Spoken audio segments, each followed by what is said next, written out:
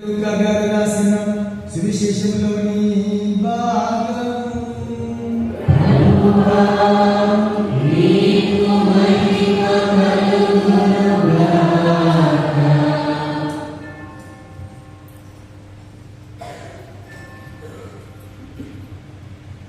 లూకా సువార్త 2వ అధ్యాయము పవిత్ర వచనములు 22 నుండి 35 వరకు. లూకా సువార్త 2వ అధ్యాయము పవిత్ర వచనములు 22 నుండి 35 వరకు. మోషే చట్ట ప్రకారము వారు శుద్ధిగా ఆలోచించవలసిన దినములు వచ్చినవి. ప్రతి తొలిచూలు మగబిడ్డ దేవునికి అర్పింపబడలేను అని ప్రభువు ధర్మశాస్త్రంలో రాయబడి ఉన్నట్లు మరియమ్మ యోసేపులు బాలుని యెరూషలేమునకు తీసుకుని పోయి చట్ట ప్రకారము ఒక జత భూపలనైనను 2 పావురముల పిల్లలనైనను బలి సమర్పణ చేయుటకు అచ్చటకు వెళ్ళి ఆ సమయంలో యెరూషలేములో సిమియోను అనే నీతిమంతుడు దైవభక్తుడు ఉండెను. అతడు ఇశ్రాయేలు ఓదార్పుకై నిరీక్షించుండెను. పవిత్రాత్మ అతని యందు ఉండెను. ప్రభువు వాగ్దానం చేసిన క్రీస్తును చూచు వరకు అతడు మరణింపడని అతని పవిత్రాత్మ తెలియచేశాను. పవిత్రాత్మ ప్రేరణ చేయి అతడు అప్పుడు దేవాలయంలోకి వచ్చాను. తల్లిదండ్రులు ఆచార విధులు నిర్వర్తించుటకు బాలయేసులోనికి తీసుకునేలాగా సిమియోను ఆ బాలుని హస్తములోనికి తీసుకొని దేవుని స్తుతించాను. ప్రభు, నీ మాట ప్రకారము ఈ దాసుని ఇక సమాధానముతో నిష్క్రమింపలేము. ప్రజలందరి ఎదుట నీవు ఏర్పరిచిన రక్షణను నేను కనులారా గాంచుకుని అది అన్యులకు ఎలుగపరచు వెలుగు, నీ ప్రజలకు ఇశ్రాయేలులకు మహిమను చేకూర్చు వెలుగు. బాలుని గురించి పలికిన ఈ మాటలు విని అతని తల్లియు తండ్రియు ఆశ్చర్యపడిరి. సిమియోను వారిని ఆశీర్వదించి ఆ బిడ్డ తల్లి మరియమ్మతో ఇట్లనెను, ఇదిగో ఈ బాలుడు ఇశ్రాయేలీయులలో అనేకుల పతనములకు ఉద్ధరింపునకు కారకుడు అగును. ఇతడు వివాదాస్పదమైన గుర్తుగా నియమింపబడి ఉన్నాడు. అనేకుల మనోగత భావములను బయలుపరచును. ఒక ఖడ్గము నీ హృదయమును దూసుకొని పోనున్నది. ఇది క్రీస్తుని సువిశేషము.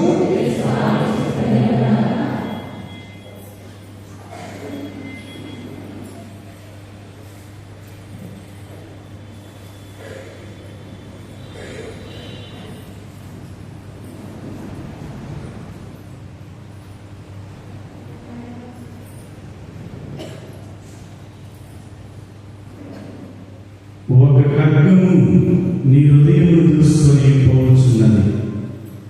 క్రీస్తునందు ప్రియమైన విశ్వాసులారా, మరి తల్లి భక్తులారా, అందరూ బాగున్నారమ్మా? సంతోషంగా ఉన్నారా? మీరు సంతోషంగా ఉన్నారా తెలియదు, కానీ నాకైతే ఎంతో ఆనందంగా ఉన్నాను. ఎందుకంటే నా సొంత ఇంటికి వచ్చినట్లుగా ఉన్నాను.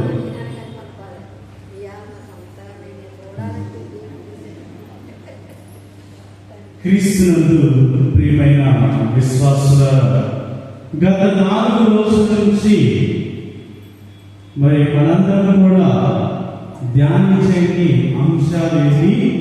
ఎవరి గురించి? మరియ తల్లి గురించి, మరియ తల్లి యొక్క గొప్పతనం గురించి, అమ్మ యొక్క రక్షణ ప్రణాళిక గురించి మనందరం కూడా వింటూ ఉన్నాము మరియు ధ్యానిస్తూ ఉన్నాము. మన జీవితంలో పాటిస్తూ ఉన్నాము. మరి నేటి అంశం ఏంటంటే మరియ తల్లి కుటుంబాల ఆదర్శం. మరి మరియా అంటే పావనమైనది, పవిత్రమైనది మరియు నమ్మకమైనది. మరియ అంటే పావనమైనది, పవిత్రమైనది మరియు నమ్మకమైనది. మరి ఇంకొక మాటలో చెప్పాలంటే మరియ అంటే ప్రేమ గలది, స్నేహం కలది మరియు దయ కలిగినటువంటి తల్లి. మరి ఇంకొక మాటలో చెప్పాలంటే విశ్వాసం కలది మరియు ఆదరించే తల్లి మరియు నడిపించేటువంటి మార్గదర్శి. మరి ప్రియమైన విశ్వాసులారా, మరియ తల్లి పావనమైనది, పవిత్రమైనది మరియు నమ్మకమైనది కాబట్టి దేవుడు ఆమెను తన ఆత్మతో ఆవరించి తన ఏకైక కుమారుణ్ణి ఆమెను గర్భంలో మోసే విధంగా ఆమెను ఆశీర్వదించాడు, దీవించాడు మరియు ఆమె మనందరికీ కూడా తల్లిగా నియమించాడు యొక్క త్రిత్వైక సర్వేశ్వరుడు. మరి మరియ ప్రేమ, దయ, స్నేహపూరితమైనది కాబట్టి దేవుని యొక్క ప్రేమను, దేవుని యొక్క దయను పొందుతుంది మరియ తల్లి. మరి అదేవిధంగా మరియ విశ్వాసము ఆదరించేటువంటి, నడిపించేటువంటి స్త్రీమూర్తి కాబట్టి మరి దేవుని యొక్క ఆదరణను మరి విశ్వాసం నడిపించేటువంటి స్త్రీమూర్తిగా, ఒక కన్యకగా దేవుడు మనందరికీ ఇచ్చినటువంటి గొప్ప వరము. అందరూ విశ్వసిస్తున్నారా? నమ్ముతూ ఉన్నారా? అమ్మలో ఉన్నటువంటి గొప్ప సత్యాలను మనందరం కూడా వింటూ ఉన్నాము. మన యొక్క జీవితంలో, వ్యక్తిగత జీవితంలో కూడా అనేక సార్లు మనందరం కూడా అనుభవిస్తూ ఉన్నాము, పొందుకుంటూ ఉన్నాము, మేలులను పొందుకుంటూ ఉన్నాము, ఆశీర్వాదాలను అందుకుంటూ ఉన్నాము, వరములను మనందరం కూడా పొందుకుంటూ ఉన్నాము. మరి అటువంటి తల్లిని మనందరం కూడా ప్రేమించాలి మరియు గౌరవించాలి. మరి మన తల్లిని మనందరం కూడా ఏం చేస్తున్నాము? ప్రేమిస్తున్నాము, గౌరవిస్తున్నాము. అమ్మతో కలిసి ప్రతినిత్యం కూడా ప్రార్థన చేస్తున్నాము. మరి తల్లి ఏ విధంగా కుటుంబాలకు ఆదర్శంగా నిలిచిందో ఒకసారి మనం పరిశీలించుకుందాం. మరి ఒకనొక గ్రామంలో లేదంటే ఒక రాజ్యంలో ఒక భిక్షగాడు ఉండేవాడు. దేని గురించి చెప్తున్నానంటే అత్యాశకి పోవద్దని. మరి ఒక భిక్షగాడు అనుకున్నాడంటే నేను ఏ విధంగా అయినా సరే రాజుగారిని కలిసి నా యొక్క జీవితంలో జరుగుతున్నటువంటి దాని గురించి నేను వివరించాలి, చెప్పుకోవాలి, నా యొక్క బాధను ఆయనకు విన్నవించాలని మరి రాజుగారి దగ్గరికి వెళ్ళారు. రాజుగారి దగ్గరికి వెళ్ళి ఆయనకు కావలసిన కోరికను ఒకటి కోరుతారని అడిగారు రాజుగారు. అప్పుడు రాజుగారు ఏమన్నారు? అదేంటో నాకు ఒకసారి చెప్పు, నీ కోరిక కోరుకోమన్నప్పుడు ఆయన అన్నాడట, నాకు కావలసినటువంటి భూమిని నాకు ఇవ్వండి. ఏమన్నాడు? నాకు కావలసినటువంటి భూమిని నాకు ఇవ్వండి అన్నాడు. అయితే రాజుగారు అన్నారట, రేపటి రోజు నుంచి నీవు ఎంత దూరం అయితే పరిగెడతావో అదంతా కూడా నీ ఇష్టంలోకి వస్తుంది, అదంతా కూడా నీదే అని చెప్పాడు. కానీ వరం ఇచ్చినప్పుడు షరతులు కూడా ఉంటాయి, అవునా కదా? దేవుడు మనకు వరం ఇచ్చిన షరతులు ఉంటాయి. మరి రాజుగారు కూడా వ్యక్తికి షరతులు విధించారట.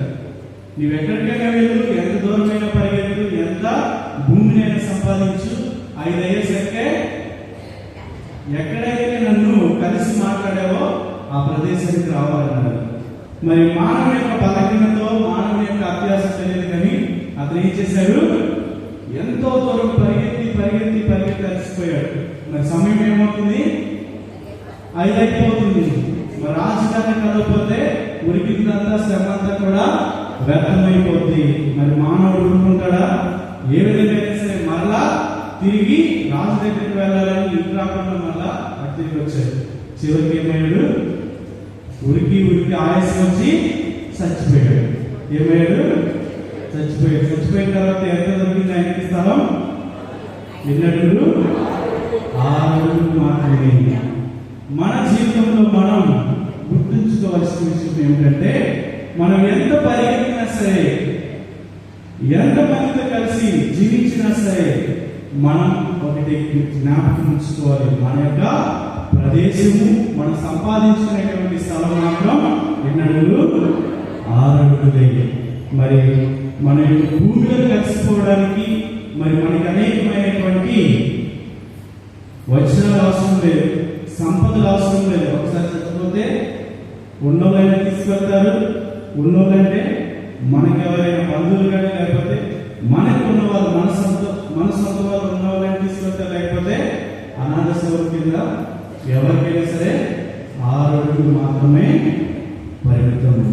ప్రియమైన విశ్వాసులారా, మనం జీవించేంత కాలం కూడా ప్రేమ, దయ, జాలి, కనికరం అనేటువంటి ఆ యొక్క సుగుణాలను అలవర్చుకొని మనం జీవించాలి. మరి మరియ తల్లి జీవితాన్ని మనం ఒకసారి గమనించినట్లయితే ఆమెకు ఎటువంటి ఆశ లేదు, ఎటువంటి కోరిక లేదు, ఎటువంటి ఆతృత లేదు. ఆమెకు ఉన్నదంతా కూడా ఆమె కోరిక, ఆమె ఆతృత, ఆమె యొక్క ప్రయాణం మొత్తం కూడా ఎవరి కోసం? ఆమె గర్భంలో ఉదయించినటువంటి ఆ యొక్క క్రీస్తు భగవాన్ని మళ్ళా తండ్రి చెంతకు చేర్చేదాకా మరియ తల్లి ప్రతినిత్యం కూడా ప్రార్థించి మరి మనందరికీ కూడా ఒక ఆదర్శవంతురాలుగా అనిపిస్తుంది మరియ తల్లి. మరి ఎంతమంది మనం మరియ తల్లిని విశ్వసిస్తున్నాము, అమ్మను గౌరవిస్తున్నాము, అమ్మ ప్రార్థన చేస్తే నాకు లోటేమీ లేదని ఎంతమంది విశ్వాసం కలిగి మరి హృదయం మీద చేసుకొని మనం చెప్పగలం? ఒకసారి మన యొక్క ఆత్మ పరిశీలన చేసుకుందాం. క్రీస్తునాథునిందు ప్రియమైన విశ్వాసులారా, మరి మొట్టమొదటిగా మరియ తల్లి యొక్క కుటుంబాలకు ఆదర్శవంతంగా ఏ విధంగా ఉందంటే తన సొంత కుటుంబానికి ఆదర్శంగా నిలిచింది.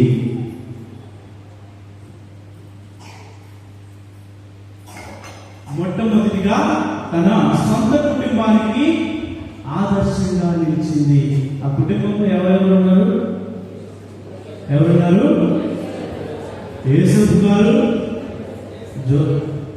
మళ్ళీ జోసెఫ్ గారు అంటున్నారు, బాలయేసు, మరియ తల్లి మరియు యేసపు గారు. ఈ యొక్క కుటుంబాన్ని మనందరూ కూడా తీరు కుటుంబం అని చెప్తూ ఉంటాము. ఆ యొక్క కుటుంబంలో కలిసి ప్రార్థించింది మరియ తల్లి, కలిసి అక్కడ కుటుంబంలో ఉన్నటువంటి బాధను అనుభవించింది, కలిసి శ్రమించింది, కలిసి ముందుకు నడిచిందాక మరియ తల్లి. మరి రెండవదిగా యేసుని దేవాలయంలో సమర్పించి మనందరికీ ఆదర్శవంతురాలుగా అయింది. మరి యేసుని దేవాలయంలో సమర్పిస్తే మనకెందుకు ఫాదర్? ఆమె ఆదర్శవంతురాలుగా ఉండాలి, అవునా కదా? ఆమె చేసింది అక్కడ ఆమె దేవుడి వల్ల గర్భం ధరించింది, దేవుడి యొక్క విశ్వాసం వలన ఆమె గర్భం ధరించింది, దేవుడి యొక్క ఆత్మ వలన గర్భం ధరించి మరలా ఆ జన్మించినటువంటి కుమారుడిని మరలా ఎవరికి అప్పగించింది? ఎవరికి ఇచ్చింది? దేవుడికి. అయితే దేవాలయంలో అర్పించడానికి వెళ్ళింది మరియ తల్లి. మరి మూడవదిగా ప్రభు వాక్కును విని ధ్యానించి పాటించి మరి మనందరికీ ఆదర్శవంతురాలుగా మరియ తల్లి నిలిచింది. మరి కొన్నిసార్లు యొక్క వాక్కును విని ధ్యానించి పాటించి మనకు ఆదర్శంగా నిలిచింది అనే దాన్ని మనం మొట్టమొదటి దానికి మనం ముందుగా ఉంచవచ్చు. దాని తర్వాతే ఆమె కుటుంబానికి ఆదర్శవంతంగా నిలిచింది. మరియు నాకు యేసు ప్రభుని దేవాలయంలో సమర్పించి మనందరికీ కూడా ఆదర్శవంతురాలుగా నిలిచింది మరియ తల్లి. మరి ఆమె కుటుంబానికి ప్రేమలోను, ఆప్యాయతలోను మరియు ప్రేమలను శ్రమించడంలోను, కష్టంలోను, బాధలోను, ఒడిదొడుకులోను జోసెఫ్ గారితో కలిసి నడిచింది యొక్క పుణ్యమూర్తి యొక్క మరియ తల్లి. అందుకని మరియ తల్లి కుటుంబాలకు రాజ్ఞిగా పిలువబడుతూ ఉంది. కుటుంబాలను ఆశీర్వదిస్తుంది కాబట్టి కుటుంబాలు ఆమెకు ఎవరైతే ప్రార్థిస్తారో, కలిసి ప్రార్థించేటువంటి కుటుంబాలు కలిసి జీవిస్తాయి, దేవుడి యొక్క మన్ననను పొందుకుంటాయి.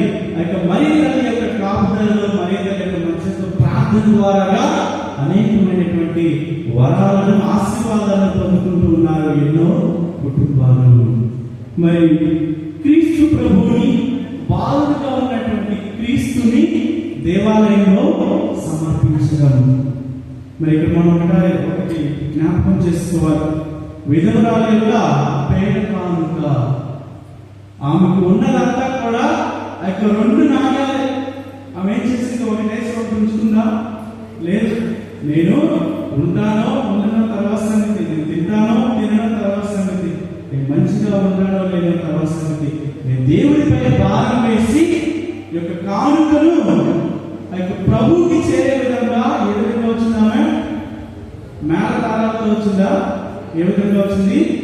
ఆమె యొక్క కోపాంశుని ముసుగు వేసుకొని వచ్చి ఆ యొక్క డిబ్బీలో వేసిందన్నమాట. మరి ఆ యొక్క ఆదర్శం ఎక్కడి నుంచి వచ్చింది? మరియ తల్లి ద్వారా వచ్చిందన్నమాట. మరి మరియ తల్లి కూడా ఏ కుమారుడు తన గర్భాన్ని చీల్చుకొని పుట్టినటువంటి కుమారుని దేవాలయంలో సమర్పిస్తూ ఉంది. ఏ విధంగా? సగం ఇష్టపూర్తిగా, సగం ఇష్టం లేకుండా, మనసా వాచ కర్మల ఆ యొక్క త్రిత్వైక సర్వేశ్వరుని యొక్క కుమారుని మరలా దేవాలయంలో అర్పిస్తుంది. ప్రియమైన విశ్వాసులారా, మరి బాలుని దేవుడికి సమర్పించింది. బాలుని గురించి ఎన్నో విషయాలను ఆమె తెలుసుకునేటువంటి విషయాలన్నింటినీ కూడా కర్తచందగా ఆమె చేసింది. ఆమె హృదయంలో దాచుకుంది, హృదయంలో మననం చేస్తుంది.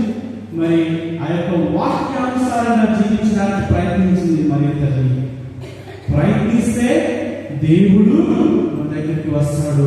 ఈ దేవుడి దగ్గరికి ఒక అడుగు వేసి చూస్తే దేవుడు 10 అడుగులు వేస్తాడు.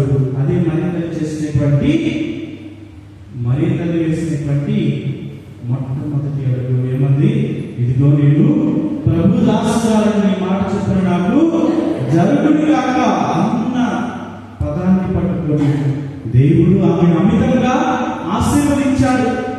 అనుగ్రహ పరిపూర్ణురాలని యొక్క సంబోధన మనం వింటూ ఉన్నాం. అంటే ఆమెకి ఇంకా ఆశీర్వాదం అక్కర్లేదు, ఆమెకు వరాలు అక్కర్లేదు. ఎందుకంటే ఆమె నిండుగా ఉంది, పరిపూర్ణంగా ఉంది, నిండుకున్నవారే ఉంది. మరి అటువంటి అమ్మను మనందరం కూడా అమ్మ అని పిలుస్తూ ఉన్నాం. మరి ఆమెలో ఉన్నటువంటి లక్షణాలను, ఆమెలో ఉన్నటువంటి సుగుణాలను మరి ఒక ఇంటి ఇల్లాలుగా నీవు అలవర్చుకుంటూ ఉన్నావా లేదా? ఒకసారి మీ యొక్క ఆత్మ పరిశీలన చేసుకోండి. ప్రియమైన విశ్వాసుగా, ఒక తల్లిగా మరి అన్ని వేళలా బాలుడైనటువంటి క్రీస్తుని దేవుని భక్తిలోను, విశ్వాసంలోను, నమ్మకంలోను పెంచి పోషించింది. మరి నేటి తల్లిదండ్రులు ఏ విధంగా ఉన్నారు? నేటి తల్లులు ఏ విధంగా ఉన్నారు? నేటి కుమారుడు కానీ, నేటి కుమార్తెను కానీ దేవుని యొక్క భయభక్తులతో పెంచడానికి నీవు సిద్ధంగా ఉన్నావా? దేవుని యొక్క విశ్వాసంలోను, నమ్మకంలోను ఆయన యొక్క ఆదరణ పొందుకోవడానికి నీ యొక్క బిడ్డలను నీవు దేవాలయానికి తీసుకుని వస్తూ ఉన్నావా? దేవాలయంలో దేవునికి వారిని సమర్పిస్తూ ఉన్నావా? ఒకసారి నీ యొక్క ఆత్మ పరిశీలన చేసుకోండి. ప్రియమైన విశ్వాసాలు, మరి ఒక కుటుంబానికి స్త్రీగా మరియ తల్లి తన కుటుంబాన్ని ప్రేమ ఆప్యాయతలకు నిలయముగా నిలిచింది. మరి ఇంటిని మరి యొక్క కుటుంబాన్ని కంటికి రెప్పలాగా కాల్చుకుంటూ మరి తన యొక్క ప్రమిదలాగా వెలుగొందుతూ ఇతరులకి వెలుగునిస్తూ ఉంది. ఆ యొక్క వెలుగు పొందినటువంటి మరియను వెంబడిస్తున్నటువంటి మనం చీకట్లో జీవిస్తున్నామా, వెలుగులో జీవిస్తున్నామా? మరి మనం ఆత్మ పరిశీలన చేసుకోవాలి. మనం దేవుణ్ణి విశ్వసిస్తున్నాము, దేవుడికి జన్మించినటువంటి ఆ యొక్క మరియ తల్లిని కూడా మనం గౌరవిస్తున్నాము, ప్రేమిస్తున్నాము. దేవుడు ఏ విధంగా అయితే దయా, జాలి, కనికరము అనేటువంటి సుగుణాలతో జన్మించాడో మరియ తల్లి కూడా అదే సుగుణాలను అనుభవించుకొని జీవించింది. మరి ఆ యొక్క పుణ్యమూర్తిని, ఆ యొక్క క్రీస్తు ప్రభుని వెంబడిస్తున్నటువంటి మనం ఒక శిష్యుడిగా, శిష్యురాలిగా, ఒక క్రైస్తవుడిగా, క్రైస్తవురాలుగా మన బాధ్యత ఏంటి? మనం కూడా ఆ యొక్క ప్రేమ, దయాచారైనటువంటి సుగుణాలను మనం అలవర్చుకోవాలని నేడు యొక్క ధ్యానించు మనందరినీ కూడా ఆహ్వానిస్తుంది. మరి దేవుని యొక్క వాక్కును విన్న వాళ్ళందరూ కూడా వారి యొక్క జీవితాలను మార్చుకున్నారు. దేవుని యొక్క శ్వాస ద్వారాగా అనేక మంది శ్వాసను పొందుకున్నారు, అనేక మంది జీవనాన్ని పొందుకున్నారు, అనేక మంది జీవితాన్ని పొందుకున్నారు. కుష్టి రోగం నుంచి నయం పొందారు, వ్యాధి బాధల నుంచి నయం పొందారు, మరియు కష్టాల నుంచి, బాధల నుంచి, ఒడిదుడుకుల నుంచి లేవనెత్తబడ్డారు. మరి అదే విశ్వాసంలో మనం జీవిస్తున్నామా లేదా? అదే వాక్యాన్ని మనం వింటూ ఉన్నాము, అదే స్పర్శను మనం పొందుకుంటూ ఉన్నాము, అదే వాక్యము వింటూ ఉన్నాము, ధ్యానిస్తున్నాము, మనం చేస్తున్నాము. మనలో ఉండేటువంటి పుస్తకత్వము, మనలో ఉండేటువంటి ఈర్ష్య, పగ, ద్వేషము, వీటన్నిటిని మనం విడిచిపెట్టగలుగుతున్నామా? దేవుని యొక్క వాక్కు ఏ విధంగా ఉంది? రెండంచుల ఖడ్గం వంటిది. ఒక్కసారి అది యొక్క హృదయాన్ని చొచ్చుకొని పోతే నీ యొక్క హృదయంలో ఉన్నటువంటి పాప మాలిన్యం అంతా కూడా దహించి వేస్తూ ఉంది. మరి పాప మాలిన్యాన్ని దహించి వేయడానికి, పాప మాలిన్యాన్ని విడిచిపెట్టడానికి, ఆలోచనలు విడిచిపెట్టడానికి మనం మన హృదయాన్ని సిద్ధపరుస్తూ ఉన్నామా లేదా అని మన యొక్క ఆత్మ పరిశీలన చేసుకోవాలి. క్రీస్తునందు ప్రియమైన విశ్వాసుల, మరి అదే విధంగా మరియ తల్లి స్నేహితులకు తగిన మాటని మనందరూ కూడా పిలుస్తూ ఉంటాం. ఎందుకని? ఆమె ఏం చేసింది?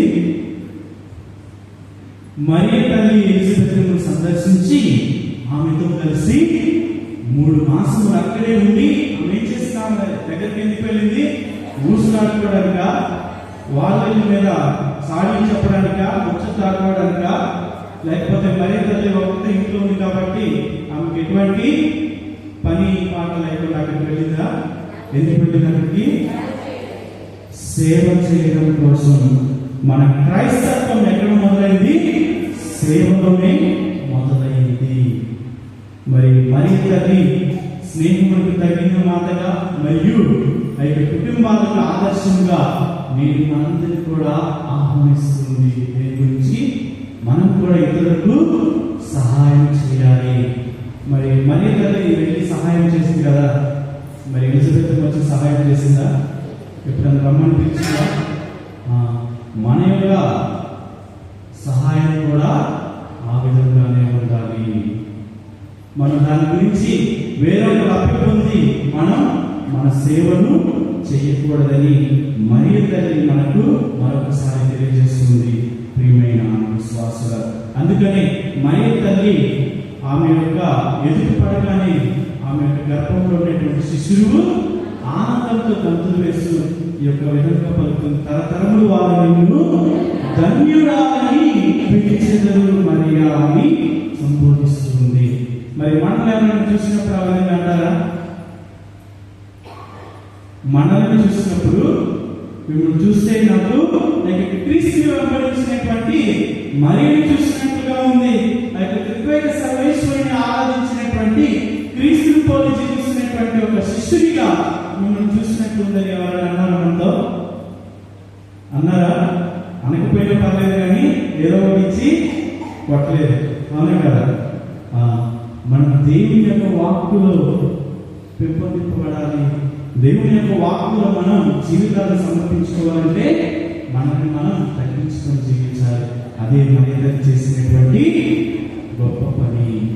మరి ఆమె అనుకోవచ్చు, నేను తన సర్వోన్నతునికి ఏకైక కుమారుడైనటువంటి క్రీస్తు ప్రభువుని యొక్క గర్భంలో చూస్తున్నాను, నేను ఎందుకు వెళ్ళాలి? సామాన్యురాలైనటువంటి ఎలిజబెత్ దగ్గరికి వెళ్ళి నేను ఎందుకు సేవ చేయాలని అనుకుందా? అనుకోలేదు.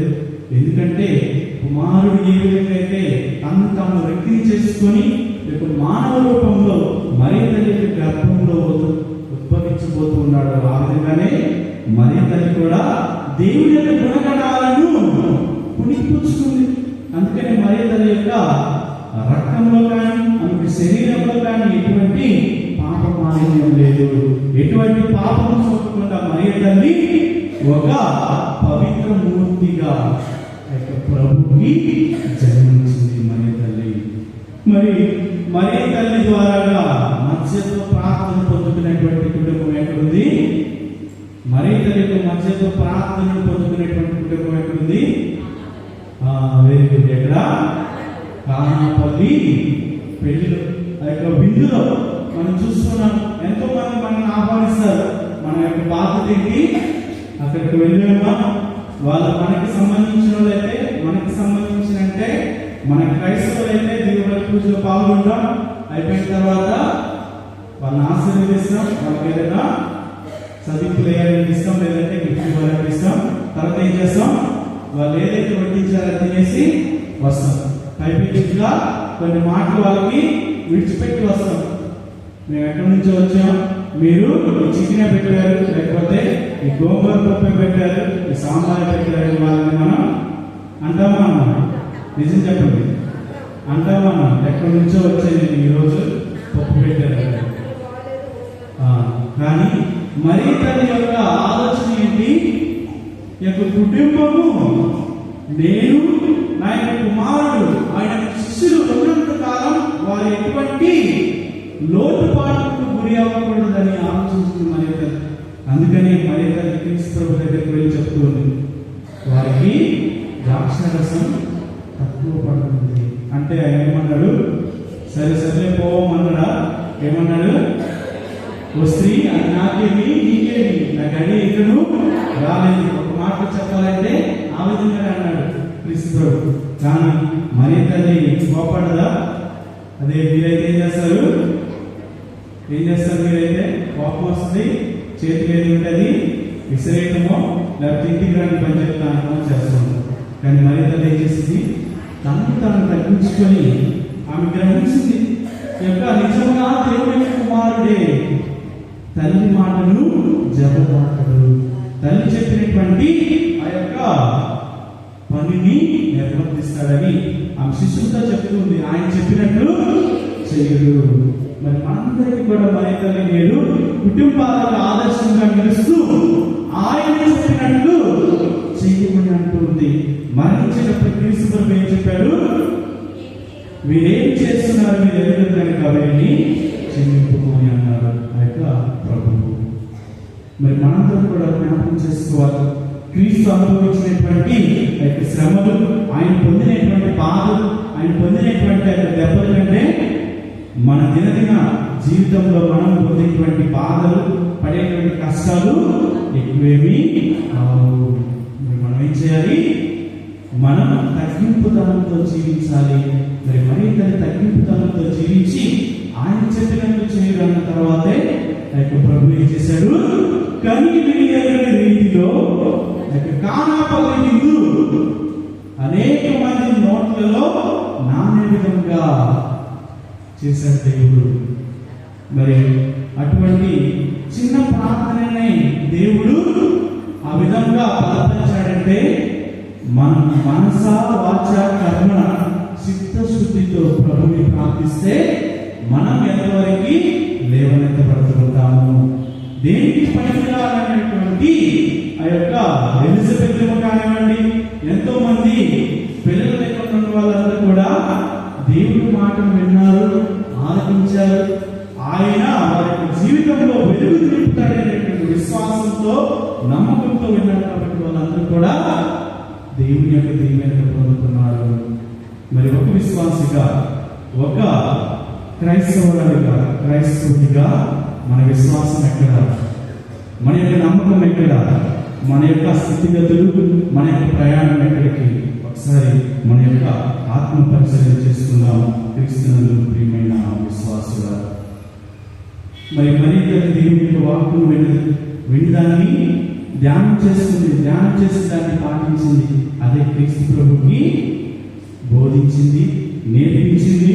చివరి వరకు ఎంత కష్టం వచ్చినా సరే, ఎన్ని బాధలు పడ్డా సరే, ఎంతమంది అవమానించినా సరే, నీవు నీ యొక్క తండ్రిని చేరేటువంటి ఆ యొక్క మార్గాన్ని మాత్రం విడిచిపెట్టుకొని మరి తల్లి ఉగ్గుపాలతో ఆ యొక్క క్రీస్తు ప్రభుకి విశ్వాసాన్ని, ఆ యొక్క నమ్మకాన్ని మరి తల్లి లాలించి మరి తల్లి ఆయన్ని పోషించింది.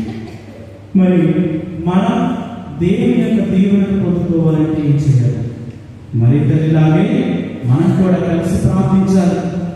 ఏ కుటుంబం అయితే కలిసి ప్రార్థిస్తుందో ఆ కుటుంబం కలిసి జీవిస్తున్నంత కష్టం వచ్చినా సరే, బాధ వచ్చినా సరే, నష్టం వచ్చినా సరే అందరూ ఏకరాటిగా కలిసికట్టుగా ప్రార్థన చేస్తే వారి యొక్క ఆలోచనలను, వారి యొక్క అవసరాలను తీర్చడానికి తక్షణమే మన ముందుకున్నది యొక్క మరి తల్లి. మరి బాల్యం నుండి దేవాలయానికి తీసుకొని రావాలి. ఎవరినమ్మా ఎవరు తీసుకురావాలి? బాల్యం నుంచి పిల్లలని దేవాలయానికి తీసుకురావాలి. ఎందుకని? మీరు ఇక్కడ కూర్చుంటా, నువ్వు ఈ గుడి చుట్టూ కూడా తిరిగి రావడానికి పంపిస్తారు. బాల్యం నుంచే పిల్లలని దేవాలయానికి తీసుకుని రావాలి. వాక్యాన్ని చదివించాలి. ఒకవేళ వాళ్ళకి వాక్యం అర్థం కాకపోతే తల్లిదండ్రులుగా ఈ బాధ్యత ఏంటి? అయితే వాక్యాన్ని వాళ్ళకు అర్థమయ్యే విధంగా వివరించాలి. మాట్లాడితే వాళ్ళకి చెప్తానంటారా? లేదు. దేవుడికి మనం విన్నవిస్తే మనకు అసాధ్యమైనది ఏదీ లేదు. దేవుడు మనతో ఉన్నంత కాలం మనకి ఎటువంటి పని అయినా సరే అది క్షణంలో మనం పూర్తి చేయగలము. మరి అందుకని పిల్లలను దేవాలయానికి తీసుకుని రావాలి, చదివించాలి, వివరించాలి. వాళ్ళకి చిన్న ప్రాయంలో చెప్పాలి. కుటుంబంతో కలిసి ప్రార్థించాలని. మొక్కే వంగండి, నాణై వంగదు అందరికీ తెలుసు, కానీ దాన్ని ఎవరు కూడా పాటించరు.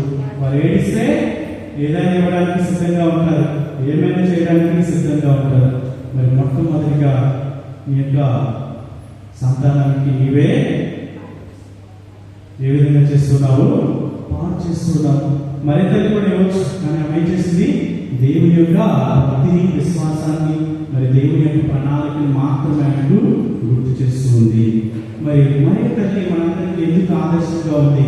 మన కుటుంబాలకు ఎందుకు ఆదర్శంగా ఉందంటే ఆయన యొక్క పుట్టుకలోను, ఆయన యొక్క ప్రాయంలోను, మరి క్రీస్తు యొక్క పరిచర్యలోను, క్రీస్తు యొక్క శ్రమలోను, క్రీస్తుతో కలిసి చివరి వరకు శిలువ కింద నిలిచి నిలబడింది మరి తల్లి. మరి క్రీస్తుని వెంబడిస్తున్నటువంటి మనం కష్టం వస్తే ఏం చేస్తాం? ఏదైనా బాధ వచ్చిందనుకోండి, 2 రోజులు 3 రోజుల తర్వాత జ్వరం తగ్గకపోతే ఎక్కడికి వెళ్తాం? మంత్రాల తంత్రాల దగ్గరికి వెళ్ళి ఆ చేతికి 5, ఈ చేతికి 5, ఈ కాలకు 3, ఆ కాలకు 3 కట్టించుకొని వస్తాం. మళ్ళీ అంటారు, నేను పుట్టుక నుంచి క్రైస్తవునే, ఇదిగో ఈ దేవాలయానికే వెళ్తాను, లేక దేవాలయంలో పూజలను పార్టిసిపేట్ చేస్తాను, పూజలో పాల్గొంటాను అని చెప్పడం మరి మనం చూస్తుంటాం. మరి దేవునిపై విశ్వాసం ఉంటే మనం ఒకే బాటలో నడవాలి. 2 బాటల మీద నడిస్తే ఏమవుతుంది? 2 పడవల మీద నడిస్తే ఏమవుతుంది? పడిపోతాం, పడి మునిగిపోతాం. ఎవరు కూడా సహాయం చేయడానికి రాదు. ఈ పడవను పట్టుకోలేము, ఆ పడవను పట్టుకోలేము. అందుకని దేవుడు అన్నాడు, చల్లగా